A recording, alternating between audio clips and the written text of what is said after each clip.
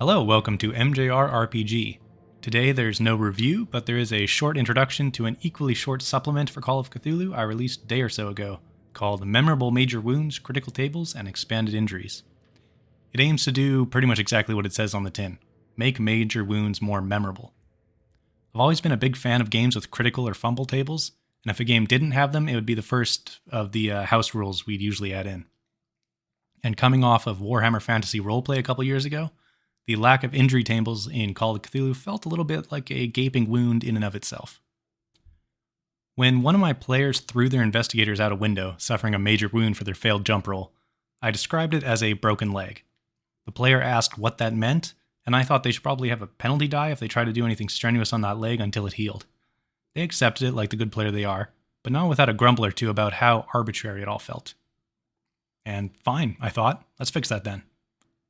I didn't entirely disagree with him either, as I don't particularly like describing major injuries with just some fluff and adding any mechanical penalties entirely on a whim. And, of course, my group liked rolling on big old tables that might end up giving them a broken nose or taking their whole jaw off. So, here's Memorable Major Wounds. It has some optional rules that can be mixed and matched to make major wounds more eventful without overcomplicating things, and some talents and luck spending options to make major wounds work in Pulp Cthulhu. And for those that want the full critical table experience, there are 5 tables with 15 results each, ranging from sprained ankles and broken fingers to punctured lungs and severed limbs, with 4 extra conditions added on for good measure.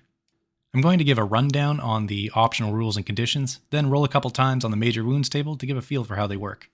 But because I'm a little scamp that wants to sell its trinkets, all the mechanical goodies are stripped out of here. Enjoy.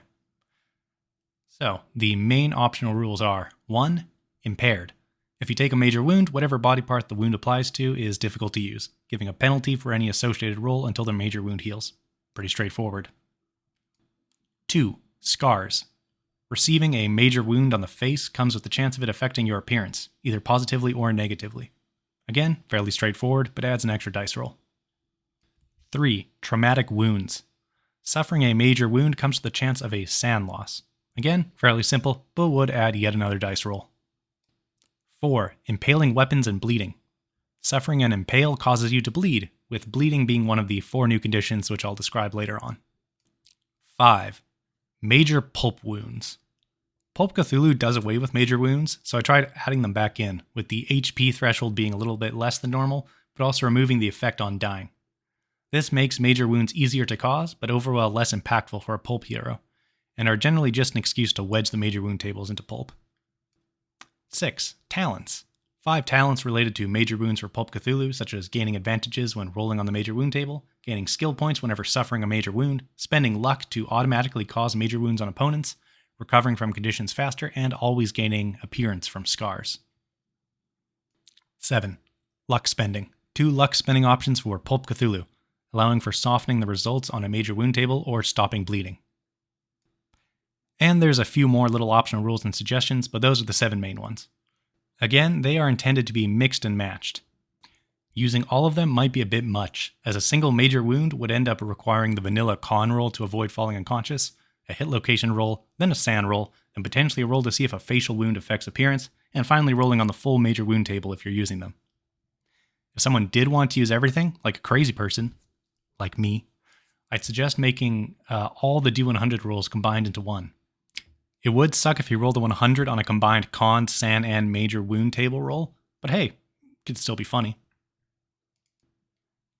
The 4 conditions I added are 1. Bleeding. Relatively straightforward, you lose HP per round until the bleeding is healed. Very standard, a lot of games have it. Number 2. Broken. The body part is broken, suffering heavy penalties to use until professionally healed. 3. Debilitated. The body part is damaged, but not broken, taking penalties until healed. Number 4, severed. That body part is just gone. Depending on the body part, different conditions can have more or less severe effects. Some, like severed or badly healed broken bones, can leave permanent penalties. There are 5 major wound tables, 1 for each body part in the Keeper rulebook. Those being leg, abdomen, chest, arm, and head. With each using a D100 to pick one of 15 results. To show off a couple results and how to apply them, I'll do a couple example runs here. Example 1. Clarence the nurse gets nicked by a speeding car. unfortunately dealing 6 damage, more than half his piddly total HP of 8. We roll a d20 for hit location, getting an 18. The car smacked Clarence's left arm. Now rolling a d100 on the arm wound table, we get a 22. Lucky for Clarence, he stumbles away from the incident with only a sprained wrist, imparting a regular debilitated arm condition. Any action using that arm will be difficult, but with an appropriate first aid or medicine check, the penalty will be reduced, and after the major wound heals, he'll be good as new. Number 2. Naomi the Antiquarian ends up on the wrong side of a Dark Young stomp, taking a whopping 9 damage. The location roll is a 5, her left leg, and the table roll is a hefty 74. The beast's hoof splits Naomi's femur. Driven to the ground, she then has to deal with a hard broken leg condition, giving a painful penalty to any action involving her left leg and reducing her move until she can get professional medical attention and enough time for the wound to heal. And for our third and last example, Francis the detective finds himself looking down the barrel of a cultist shotgun and takes enough buckshot damage to trigger a major wound. Right to the face. That's a 20 on the hit location roll. He rolls on the wound table an unfortunate 93, giving him the unenviable severed nose result. The shotgun blast takes his nose clean off, resulting in an immediate hard bleeding condition, a severed nose condition, and a permanent loss of 1d10 appearance. While there aren't any skills associated directly with the nose, he won't be able to smell much anymore. And it may be difficult to staunch the bleeding without the help of someone with a good first aid or medicine roll.